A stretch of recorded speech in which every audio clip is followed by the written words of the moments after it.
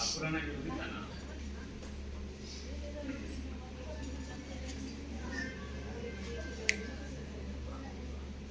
Don't talk.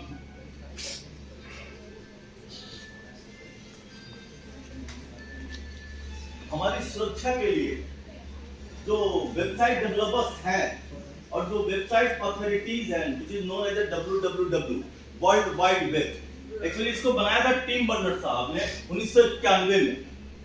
ये एक प्रकार से प्रोटोकॉल है, एक ऐसा प्रोटोकॉल, अगर आपको ऑन द एयर होना है, एक छोटा सा स्कूल XYZ नाम का है, वो अपने डेटा को चाहता है थ्रू आउट द ग्लोब दिखाना, तो फिर उसको सबसे पहले रजिस्ट्रेशन कराना हो किसके पास? WWW के पास, वर्ल्ड वाइड वेब के पास। तो जैसे ही वो उसके पास रजिस्ट्रेशन कराता है तो क्या हम लोग बड़ी आसानी से वेबसाइट को एक्सेस कर लेते हैं, लेकिन सच्चाई ये नहीं कि वो वेबसाइट इतना आसान नाम होता है gmail.com ना, ये तो यूजर डोमेन है, उसका एड्रेस बड़ी खतरनाक होता है। उसका एड्रेस होता है x%x, छोटा वाला बड़ा वाला CVD सब होता है। अगर मैं आपको कागज पे लिख के दूं अपने वेबसाइट का नाम $%xvc, जीवन में कभी सर्च करने नहीं आओगे। मैंने दिया bhusan.com पे चले जाना, खट से आ जाते हो, इसे यूजर नेम कहते हैं। लेकिन www वो जगह होती है जो मेरे एक्चुअल इंटरनेट प्रोटोकॉल को मेरे डोमेन नाम के साथ कनेक्ट करके रखती है, वही इसके लिए रिस्पॉन्सिबल होती है सिक्योरिटी के लिए, और एक ट्रांसपेरेंट लेयर सिक्योरिटी हमें प्रदान करती है। ये एक नहीं, दो नहीं, 3 लेयर पर काम करती है। अर्थात अगर हम इंटरनेट को ब्राउज कर रहे हैं तो ये मान के चले कि थोड़ी सी सुरक्षा और थोड़ी सावधानी, उसके बाद हमारा कोई कुछ भी नहीं बिगाड़ सकता। सबसे पहली सावधानी, हम वेबसाइट के नाम को देखें। उसका नाम क्या है? नहीं, नाम के पहले क्या लगा है? HTTP या HTTPS। अगर वो HTTP है तो उसके पास ट्रांसपेरेंट, ये जो ट्रांसपोर्ट लेयर सिक्योरिटी है वो बहुत मिनिमम है। अगर S लगा है तो सिक्योरिटी है। इसके साथ ही साथ ये TCL हमारे वेबसाइट को अपने तरीके से प्रोटेक्ट करती है।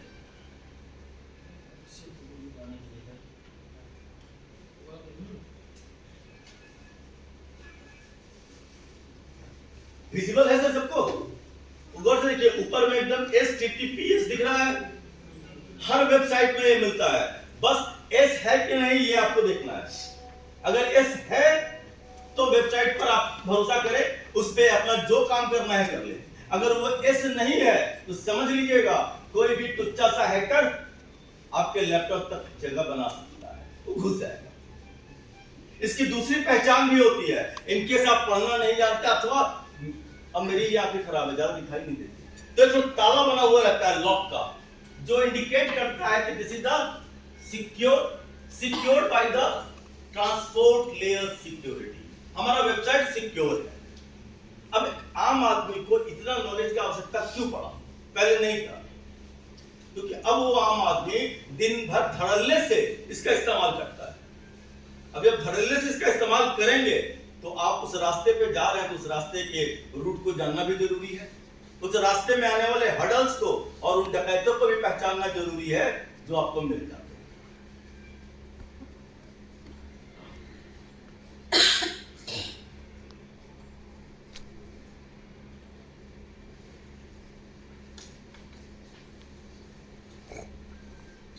एक ये भी भ्रम सा है कि डेटा जो हमारे इंटरनेट के ऊपर फ्लो करता है उसको हवा में कोई पकड़ लेगा और डेटा कैच कर लेगा और हमको हैक कर लेगा। सच्चाई यही है कि जो डेटा इंटरनेट पे ट्रांसमिट करती है has the strong security than the network of any organisation. School के अंदर 10 कंप्यूटर लैन में जुड़े हुए हैं तो किसी भी सिस्टम में बैठ के किसी भी सिस्टम का डेटा उठा लेता है आदमी, किसी भी सिस्टम का प्रिंट कर लेता है आदमी, वो ज्यादा आसान है। लोग इसी चीज से अंदाजा लगाते हैं कि इंटरनेट में भी कोई डेटा मेरा ऐसे हवा में ले आएगा, एक्चुअली सिक्योर होता है, लेकिन वो सिक्योर हमको सोच के करना पड़ता है कि हम किसी ऐसे वेबसाइट के थ्रू अपने लैपटॉप को ना ऑपरेट करें जो HTTP फोन को किसी ऐसे ऐप के हवाले ना कर दे जो गूगल प्ले स्टोर में ना हो, जिसका सर्टिफिकेट या लाइसेंस वैलिड ना हो। मेरा फोन उसको इंस्टॉल करने के पहले एक परमिशन मांग रहा हो, अपीयर ऑन टॉप। जो भी ऐप ऐसा एप्लीकेशन मांगे, मेरा निजी सलाह है उसी वक्त उसको अनइंस्टॉल मार देना, क्योंकि अपीयर ऑन टॉप वो तभी आएगा जब मेरा एंड्रॉइड उसके सर्टिफिकेट पे डाउट करेगा। इसका सर्टिफिकेट फेक है, डिजिटल सर्टिफिकेट ये फेक है। उस कंडीशन में मेरा फोन उसको इंस्टॉल नहीं होने देगा। लेकिन चूंकि फोन मेरा है, वो कुछ कर नहीं सकता है, मेरी मर्जी। हम अपने घर में डकैत को इनविटेशन दे तो ऑप्शन है ना अपीयर ऑन टॉप, दे दो, फिर उसकी क्या गलती है?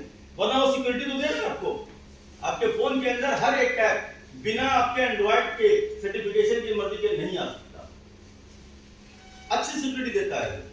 हम लोग क्या करते हैं, प्ले स्टोर से एंटीवायरस डाउनलोड कर लेते हैं। एंड्रॉइड से बेहतर एंटीवायरस किसी का नहीं है। स्टिल कह रहा हूं, must better antivirus provided by the Google. उसे पता है उसने क्या बनाया है, उसे ये भी पता है कि उसकी सुरक्षा कैसे की जा सकती है।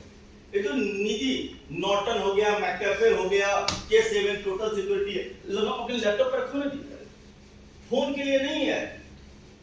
फोन के ऊपर ऐसी सिक्योरिटी को एकदम पैसे दे रहे हैं, महीने के 150 रुपए, 100 रुपए, 99 रुपए, और उसके बाद आप खुद को नहीं होता। खुद एंड्रॉइड सक्षम है अपने लिए अपनी सुरक्षा करने के लिए। मेरी इस बात में जानता है, एक बार भी पूछा सर गूगल से कुछ पैसा चलते हैं क्या? तो यार गजब, मतलब बताओ, इतना ज्यादा सच अच्छा बात बोले तो पूछ दिया हमको भी, सर गूगल से कुछ आता है आपको? नहीं, फैक्ट को बताया और कुछ नहीं किए हैं।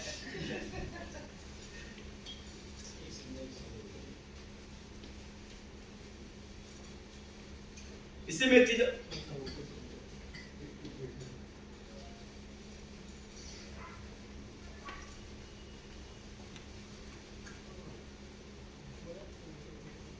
अब खास करके ध्यान रखें, कॉमर्शियल टाइम पर जब हम लोग कोई ई कॉमर्स का काम कर रहे हैं, अमेज़न है, फ्लिपकार्ट है, ये तो बड़े अच्छे वेबसाइट्स है जो हम शॉपिंग के लिए जानते हैं। इसके अलावा मीशो जैसे ऐप है और 572 नए ऐप डेली आते हैं बाजार में जो आपको 90% डिस्काउंट देते हैं।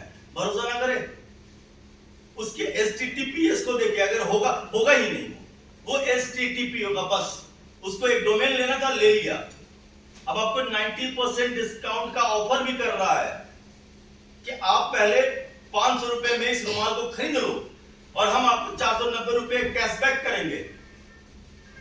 अब आप सोचेंगे चलो एक बार लूट लेगा 500 रुपए तो क्या हो गया? तो दरअसल वन टाइम के लिए बुलाता है, रुमाल बेच जाता है 500 रुपए में। कैशबैक नहीं मिला, आपने गाली दी और गूगल पे जाकर रेटिंग खराब करने की सोची, मिला ही नहीं गूगल पर, पता ही नहीं गया कहां हो। और ऐसे चीजों से, खास करके कॉमर्शियल पर्पस से, और एक छोटा छोटा नुकसान, आप खुद सोचिएगा अगर एक दिन में वो सिर्फ 10,000 इंसान को अपने चपेट में ले तो एक छोटी सी कंपनी को रन करने के लिए बहुत पैसा है। खास करके ऑनलाइन जब भी आप शॉपिंग कर रहे हो, पूरा ख्याल रखें कि अपने फोन पे जब भी पेमेंट करना हो तो OTP से करें। कभी भी फोन पे ऑटो मोड पेमेंट इनेबल ना करें। हर बार OTP आने देना, हर बार डालें OTP, हमारी सुरक्षा होती है। कई बार कहते हैं हम लोग सेव कर देते हैं अपना पेमेंट पूरा का डिटेल, बस क्लिक किया, अरे इतना मॉडर्न भी नहीं बनना है। खुदा ना खास्ते कोई थर्ड पार्टी ऐप रहा तो डेटा उसके पास जा चुका है तो तुमसे पूछेगा भी नहीं अकाउंट साफ करने के पहले। लेकिन यही बात है, देखा कि अकाउंट में 8,000 रुपया है, नहीं कुछ किया, उसको तो चाहिए था 8 करोड़ वाला, वो जहां मिला ना उसको साफ कर दे दो। तो अपनी आदत बना ले, कैसा कोई बेवकूफी ना करे, पेमेंट करें ऑनलाइन, बिल्कुल करें, लेकिन OTP से। और दूसरा, डेबिट कार्ड का CVV कभी शेयर ना करें, पिन तो ना ही करे। पिन के अलावा कार्ड के ठीक पीछे 3 डिजिट होता है, CVV कहलाता है, चाहे आपका क्रेडिट कार्ड हो चाहे डेबिट कार्ड हो। इसको कभी शेयर ना करें, क्योंकि बैंक के पास भी आपका कार्ड नंबर होता है, CVV नहीं होता है, और पिन तो फिर किसी के पास नहीं होता है। हम जब चाहे बदल ले, वो सिर्फ सर्वर के पास है। लेकिन मानिए वो इंसानों से ज्यादा वफादार है, किसी को बताता नहीं। तो अपनी सुरक्षा इन्हीं तरीकों से की जाती है, वरना और दूसरा मन में लालच नहीं आना चाहिए। 300 रुपए का रिचार्ज का लालच दे के भी ना फोन हैक कर लेते हैं लोग।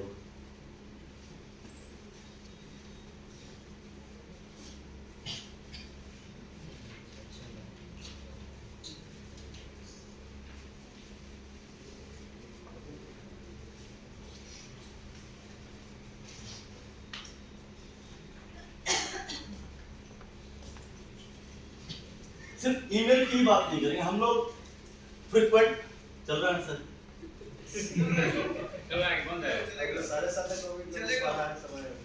रात अपना है 12 बजे रात तक जाएगा। सुरक्षित जाना है यार, पीछे बैठा हुआ सब देख रहा, आँख खुल गया है सबका। बस से भेज दिया जाएगा, बस से। और हमको स्टेशन पर खड़ा है, बोलने दीजिए समय, हम भी पत्नी के लिए पकड़े जाए।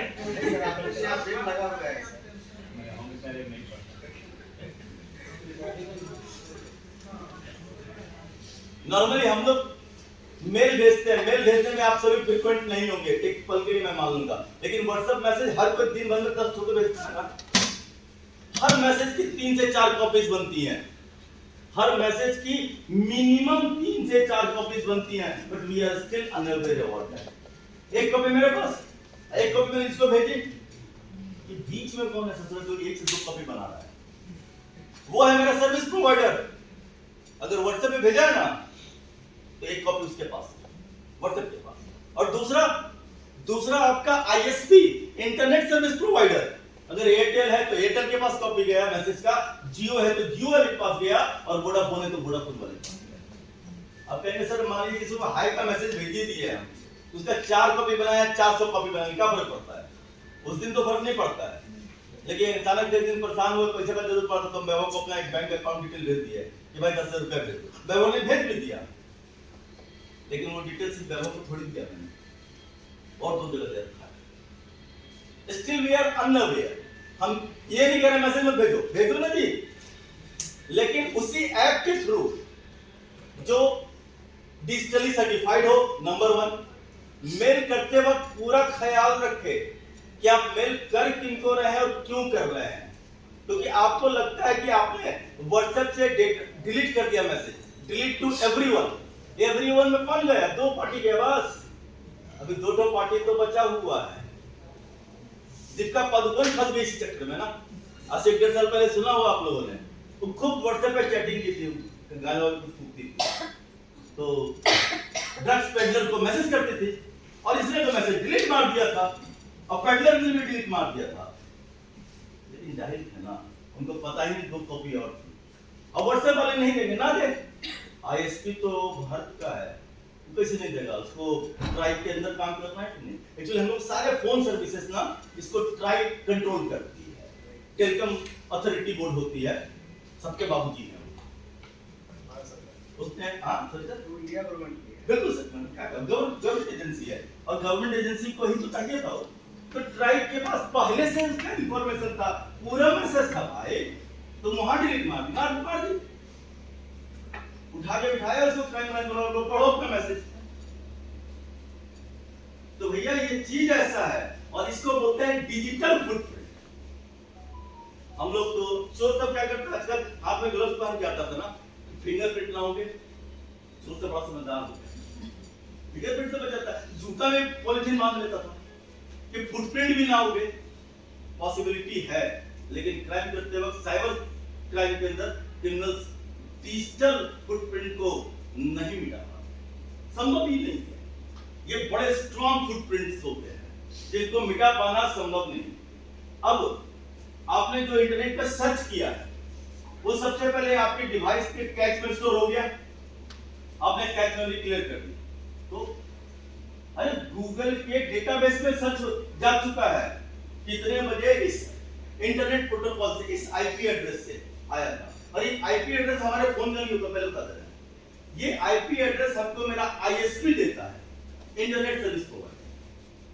कभी आप लोग फोन में वाईफाई ऑन किए हैं तो लिखता है आईपी एड्रेस ऑब्टेनिंग। अगर हमारे फोन में एड्रेस होता तो बार बार क्या लिखता है IP address obtaining. IP address किसी फोन के पास नहीं, किसी लैपटॉप के पास नहीं, किसी डोंगल के पास नहीं, वो आईएसपी का अपना हिस्सा होता है। और ये आईपी एड्रेस बनाने वाली कंपनी फ्रांस की है, वो खरीदती है जितने आईएसपी है ना वो आईपी खरीदती है। अब जियो के इस इलाके के टावर के पास 5000 आईपी है जो एकदम फ्लैश है उसके टावर में, मतलब 5000 यूजर को वो इंटरनेट सर्विस एक साथ दे सकती है। इसको बोला जाता है बैंडविड्थ, हाई क्वालिटी बैंडविड्थ। अब 5000 यूजर एक साथ उससे कनेक्टेड है, मेरा काम हो गया, मैंने डेटा बंद कर दिया। दूसरा व्यक्ति जो डेटा के इंतजार में था वो सर्किट घूम रहा होता है ना, दरअसल आईपी सर्च कर रहा होता है। हम लोग डेटा ऑन करते हैं तुरंत नहीं आता, थोड़ा टाइम लेता है, वो आईपी सर्च कर रहा होता है, जहां खाली मिला घुस गया। करेक्ट। उसने उस आईएसपी ने मुझे एक एड्रेस दिया which is called internet protocol. 4 segment में होता है ये, 3 डॉट से डिवाइड करते हैं इसको, 192.168.2 लोकल डोमेन। एक्चुअली ये 192 हमारे देश का कोड है, जैसे फोन के लिए +91 ये टेलीकॉम का कोड है। 192 ये हमारे कंट्री का आईपी कोड। 168 ये रीजन बताता है, 4 रीजन है पूरे इंडिया में, east, west, north and south. 168, 169, 170, 171। इसके अलावा जो 2 पैरामीटर होते हैं वो कुछ भी हो सकते हैं, 20.201, 10.101। अब यहां से 192 देश का, 168 रीजन का, उसके बाद आईएसपी के उस टावर का, और उस टावर के बाद मेरे डिवाइस का आखिरी 3 डिजिट। तुमने क्या किया ना, सब है उसके पास। तो मेरा आईएसपी के पास है और जिस वेबसाइट पे गए थे उसके पास भी है। वेबसाइट वाला कहेगा कि हम डेटा नहीं बताएंगे, मत बताओ। ट्राई वाले को कोई आईएसपी मना नहीं कर सकता है। इधर मना किया, उधर लाइसेंस कैंसिल। क्या करेगा? उसको रेगुलेट करना है, उस गवर्नमेंट के अंदर करना है, उसके ऊपर कोई नहीं है। तो हमारा डेटा बड़े स्ट्रांगली हमारा फुटप्रिंट छूटता है। तो हम ऐसा कोई काम ही क्यों करे जो बाद में चिंता हो।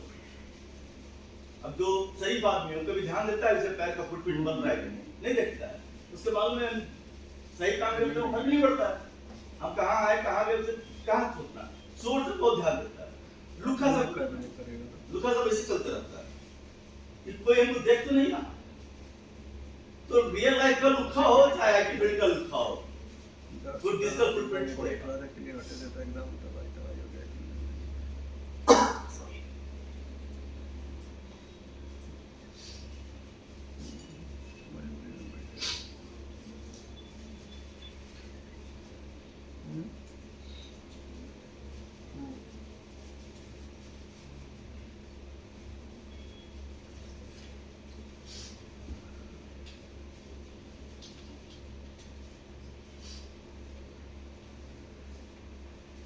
जब भी हम अपने सिस्टम पर किसी वेबसाइट को जाके सर्च करते हैं या किसी वेबसाइट पर जाके काम करते हैं, चाहे यूट्यूब देख रहे हैं, उस वक्त हम डेटा सिर्फ वहां से ले नहीं रहे होते हैं, बल्कि हमारा डेटा अपलोड भी हो रहा होता है कि ये आईपी एड्रेस और इस आईडी से यूट्यूब चल रहा है। आपका ईमेल आईडी हो सकता है, जो आईडी है इसको कुकीज बोलते हैं, और ये कुकीज की 2 कॉपियां होती हैं, एक आपके सिस्टम में और दूसरी उस वेब सर्वर के ऊपर, जिस वेब सर्वर को आप एक्सेस कर रहे थे। यूट्यूब देख रहे थे, 10 गाने आपने देखे, ये आपको ही पता रहेगा ये आपका कुकीज स्टोर किया है, और यही चीज वो यूट्यूब वाला भी स्टोर कर दिया है।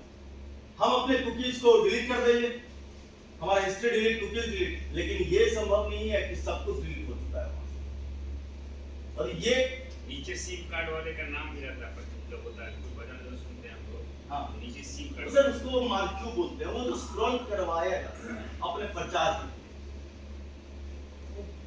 सिंगल फिंगर तो स्क्रॉल होता है सर, मार्क्यू कहलाता है। जब वेबसाइट डिजाइन करते हैं ना तो उस वक्त वो स्क्रॉल करानी पड़ेगी, जो भी कम्युनिटी टीचर को बेहतर समझ में आएगा, एचटीएमएल में मार्क्यू डिजाइन करनी है। वो क्या कुकीज, जो कि आपने क्या क्या किया है, अगली बार आप जब उस वेबसाइट का आधा नाम टाइप करेंगे ना, पूरा नाम आ जाएगा। कहां से आ गया? अंतर्यामी था वो, नहीं था अंतर्यामी, कुकीज है ना उसका, इसीलिए तो उसको कुकीज कहते हैं। खाने वाला नहीं है, खिलाने वाला है। नॉर्मली बिस्किट बिस्कुट होता है, स्नैक होता है, लेकिन ये कुकीज बड़ी खतरनाक है। वो आपके हर एक चीज को स्टोर किए हुए है आपकी मदद करने के लिए। आपको पता है कि डेली आप आइएगा सुबह तो google.com खुलिएगा, जैसे जी लिखे google.com लिख दिया, आप टच कर दिए आगे मेरी मदद के लिए। कितनी बार आप हर बार वो कुकीज यहां भी अपडेट हो रहा है और वहां भी अपडेट हो रहा है, दोनों जगह। आप कितनी बार किस वेबसाइट पर गए हैं, उस वेबसाइट पे आपने क्या देखा है, आप भूल गए होंगे, आपका कुकीज नहीं भूलता। ये वजह है कि YouTube में आप फोन पे जाइए तो रिसेंट वॉच आता है ना, देखिएगा मिल जाएगा। जो आपने आधा वॉच के लिए छोड़ दिया है ना, वो भी दिखाएगा, आधा में रेड कर देगा, बाकी आगे खाली। तो आपका इतना इंफॉर्मेशन आप भूल गए, कल रात में वीडियो देखते हुए छोड़ दिया, आपका डिवाइस नहीं खुला है, रखे हुए। और ये जानकारी उसके पास भी है जिसका आप सर्वर यूज कर रहे हैं। क्या हो सकता है?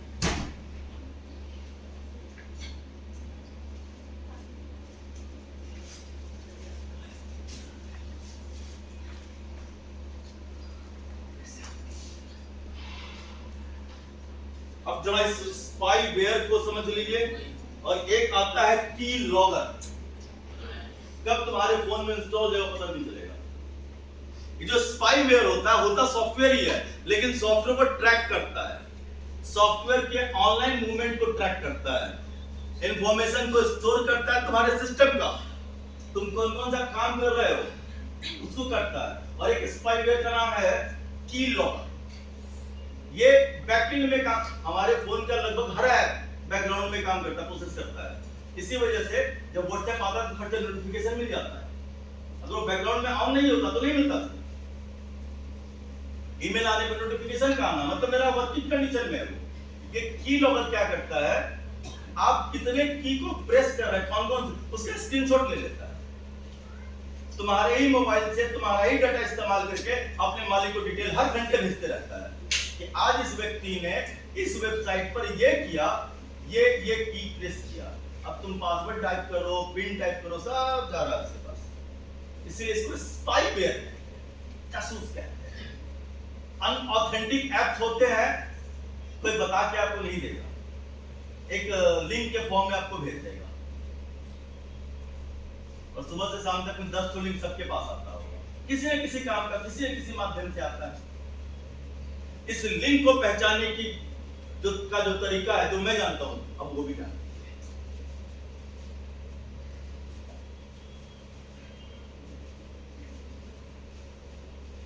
अगर कोई लिंक न्यूमेरिक वैल्यू से शुरू हो जाए, नॉर्मली शुरू होगा लिंक, अगर गूगल का होगा तब तो लंबा चौड़ा लिंक होगा, HTTP वगैरह। लिंक शॉर्ट भी कर दोगे तो BIT से शुरुआत होगा, जेन्युइन लिंक। लेकिन अगर लिंक शुरू होता है 0BIT, हम लोग क्लियर नहीं कर पाते, एक झटके में BIT और 0BIT एक जैसा लगता है, जब तक गौर से नहीं देखेंगे पता नहीं चलता है। अगर वो न्यूमेरिक वैल्यू से शुरू हो रहा है, कोई ना कोई स्पाईवेयर, फिर वो आपको वहां नहीं ले जाएगा जहां आप चाहते हैं, वो आपको उस जगह पे लेके जाएगा जो उसका मालिक चाहता है।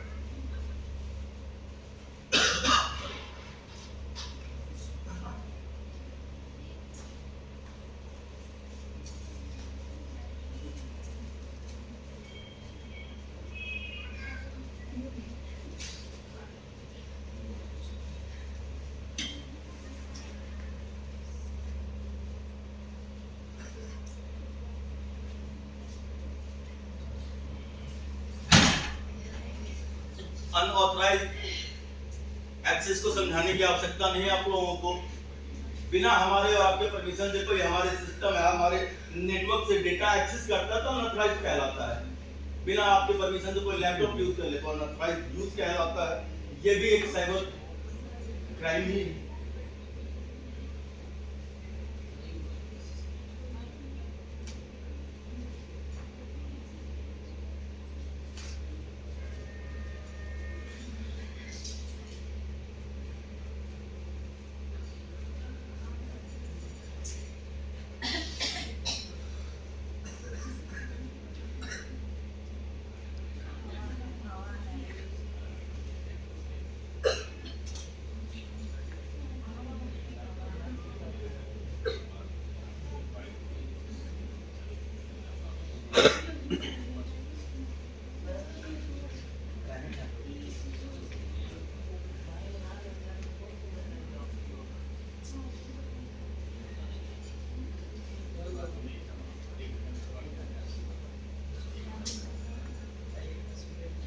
चलिए अब थोड़ा सा सिक्योरिटी का आखिरी स्टेज में हम आ चुके हैं आज के सेशन के भी। अपने यूजर नेम और पासवर्ड को बनाते समय जिन मेजर चीजों का ख्याल रखें, कोशिश करें कि आपकी यूजर आईडी बेशक वो थोड़ी सिंपल हो जाए चलेगा, लेकिन पासवर्ड को हमेशा अल्फा न्यूमेरिक में रखिएगा। अल्फा न्यूमेरिक बोले तो अल्फाबेट्स भी हो, नंबर्स भी हो, और अल्फाबेट भी एक आध कैपिटल लेटर में हो, बाकी रेस्ट आर में स्मॉल लेटर। क्योंकि हैकर दिमाग पढ़ते हैं, अगर उतना स्किल होता तो हैकर नहीं क्रैकर होता। फिर ये पिच्ची वाले हैकर भी नहीं करता, क्योंकि उनको हमारा पासवर्ड रीड करने की जरूरत नहीं है। खतरनाक स्किल, लैपटॉप का चिपसेट रीड कर जाता है। लेकिन ये टुच्चे हैकर्स है ना, वो हमारा आपका माइंडसेट रीड करते हैं, हमारा आपके छोटी छोटी चीजों को रीड करते हैं। वो देखते हैं कि इसका लगाव किससे सबसे अधिक है, जिससे है ना इसके अधिकतर पासवर्ड में उसका नाम है, सीधा माइंड सेट होता है उनका। तो कोशिश करें कि अल्फा न्यूमेरिक पासवर्ड बनाएं, उसमें एक आध character upper letter capital letter, rest are in small letter, और स्पेशल कैरेक्टर जैसे @ अंडरस्कोर, इसका इस्तेमाल करें। कॉम्बिनेशन थोड़ा सा स्ट्रॉन्ग हो।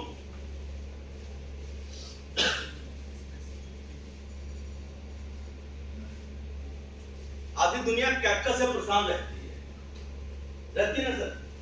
जब भी कोई फॉर्म सबमिट करिए और कैप्चा आ जाए तो परेशान हो जाते हैं। तो कई बार कैप्चा में कहता है फोटो पहचानो ब्रिज का, और फिर गलत हो जाता है, फिर नया फोटो हो जाता है। सर हमारी सुरक्षा है, ये खुद हमारी सुरक्षा के लिए बनाया है। वो कंफर्म करता है कि कोई रोबोट तो नहीं काम करता है। रोबोट इन से रोबोट की कीमत ज्यादा नहीं होती ना, 25,000 30,000 तो रोबोट दिन भर उससे खाली रेटिंग करवाओ। जितने भी घटिया है ना आजकल 4.8 4.9 रेटिंग होती है इनकी गूगल प्ले स्टोर में, कोई आदमी यूज तक नहीं करता। बैठा दिया है कोई रोबोट, जब जनाब दिन भर में 1 लाख लाइक कर देता है। उसी का बिजनेस है, हर ऐप वाला उसको पैसे दे रहा है रेटिंग बढ़ाने के लिए। उसे इन्वेस्ट कर रखा है, 2-3 रोबोट खरीद रखा है। लेकिन रोबोट है ना इंस्ट्रक्शंस को फॉलो करना जानता है, कैप्चा में फंस जाता है, सेंस काम नहीं करता। ये कैप्चा को भी हमेशा कोशिश करे, ये इंसान की Turing test, mental status test के लिए होता है। तो कैप्चा का सिक्योरिटी जो है उससे इरिटेट ना हो, बल्कि उसको पार करे।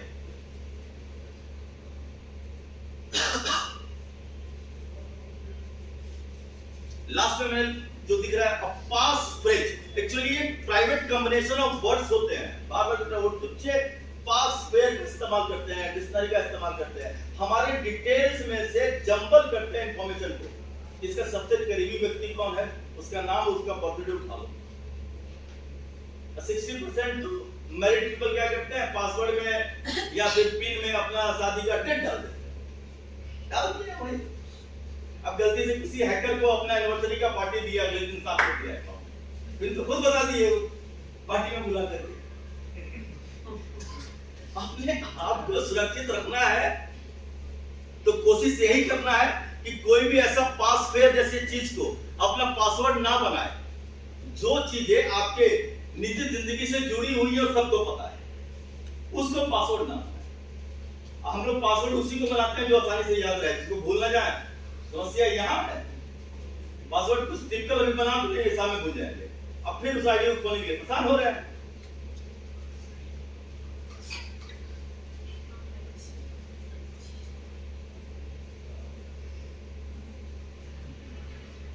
और सुरक्षित जीने का आखिरी कीवर्ड यही है। अब आपके हाथ में है कि आपको इस व्हाइट शेड में जी लेना है या उस ब्लैक शेड का हिस्सा बनना है। That is the complete moral of this session, कि हमारे हाथ में ही हमारी सुरक्षा है। ये साइबर सिक्योरिटी है, ये बैलेंस हम ही को बनाना है। मेरे लिए बैलेंस बनाने को कोई नहीं आएगा, कोई भी कृष्ण नहीं आने वाले इस क्षेत्र में। अर्जुन भी बनो, कृष्ण भी बनो। That's all.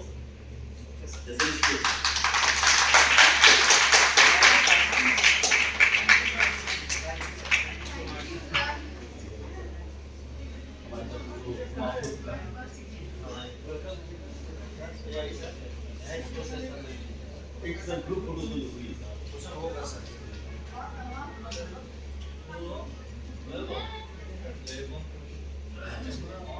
इसको ले ग्रुप फोटो तो पहने उसके बाद ग्रुप फोटो के बाद सेक्रेटरी को बुलाइए सर। बुलाइए सर। आने दीजिए ना सर। हेलो। लिंक नहीं है और क्या है उठा चलिए मतलब सब आ गया वैसे करो ना। सर बोले यार आने दे। क्या कर हटा दे कहाँ कीजिए?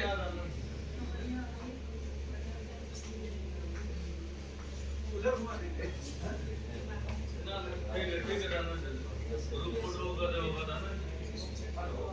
हाँ बिल्कुल सर सरकार है तो इसमें लिंक तो नहीं भेजिएगा ऑर्डिनेंस तो जी जी जी ठीक ठीक ठीक ठीक अटेंडेंस क्लोज है सबका बन गया कोई ऐसा आदमी बुलाओ ना विजय पांडे से बुलाओ ना लिंक भेज दे नहीं है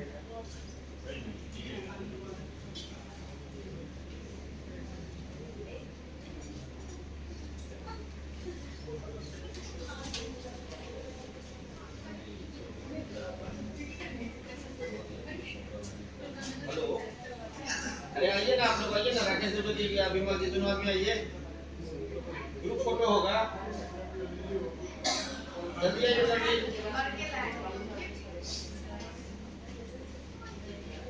जल्दी आइए हाँ हाँ अरे ऐसे थोड़ी होगा हमारा तो इससे बात कर रहे हैं जैसे जल्दी आइए आप आइए आइए जल्दी आइए मैंने दे रहा उसी को इधर करके गोलाकार में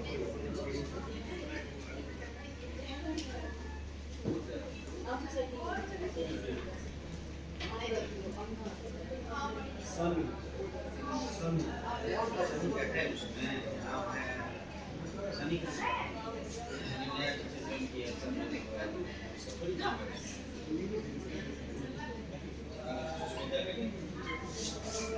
बनाई नहीं है देखिए सब तो देवी जो उसमें है दोबारा नहीं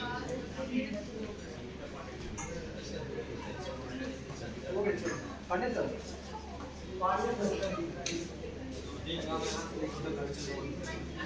कुर्सी आई कुर्सी आ एक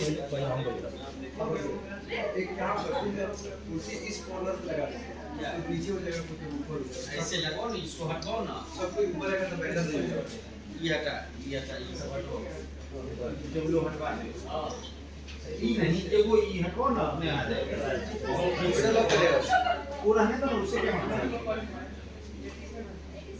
अरे वो हमें करेगा तो कंप्यूटर लेके नहीं जाएगा जाएगा 2 मिनट रुकेगा ना ये आ जाएगा ना थैंक्स वाला उसको हटाइए मोबाइल हटाइए यहाँ कुर्सी दीजिए यहाँ कुर्सी पर ऐसे करके खड़ा हो भाई इसको हटा आप काम नहीं करेंगे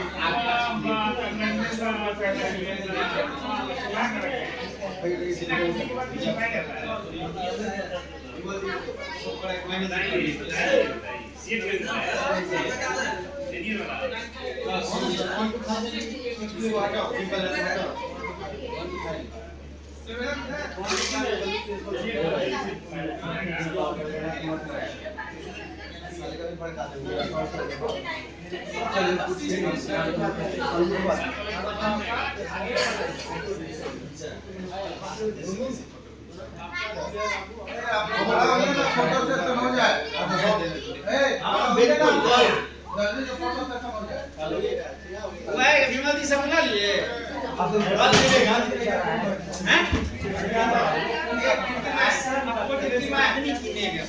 फोन पे करेगा फोन कर दिए ना 2 मिनट खड़े हो जाएंगे नहीं सर आप यहाँ आ जाएंगे ना बाकी लोग खड़े कर देंगे पहले दिया ना चाहिए।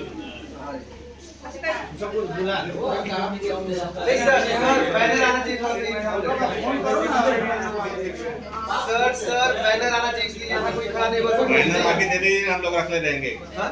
और हम लोग उस रोज रखे थे ना उस तरह से नहीं रखा जाएगा सर ऊपर खड़ा नहीं होगा कोई। ऊपर मत खड़ा होइए ना। बैनर सब नीचे आ जाएगा। हाँ बैनर नहीं होगा। सही बात है। बैनर हाथ में लेकर या आगे रख दीजिए ना बैनर, आगे रख दीजिए। बैनर को हाथ में रखिए। तो उधर छूट जाएगा तो फिर यहाँ पर रख दीजिए ना, आगे हो जाएगा। अरे आपको हटिए ना, मैम को इधर आने दीजिए ना, मैम में ना हो जाएगा। ले लो बैनर ले लो।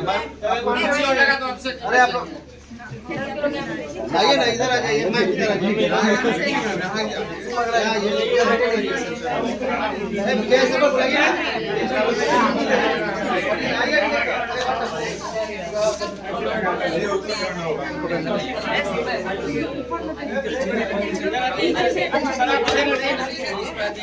बस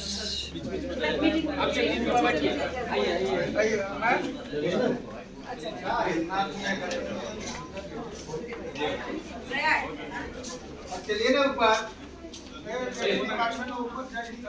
ठीक है सर, ठीक है सर।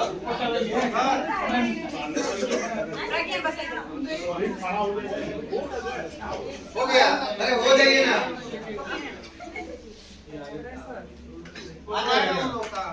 इधर देखिए, उधर सबका आ जाएगा।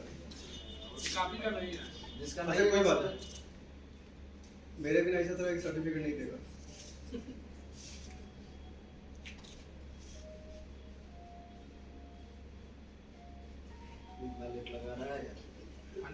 Okay, thank you, best of luck, thank you.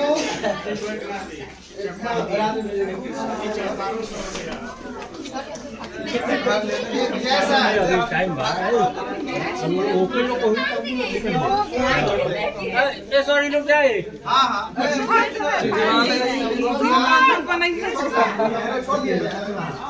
जा सकते हैं आप। चलिए ना।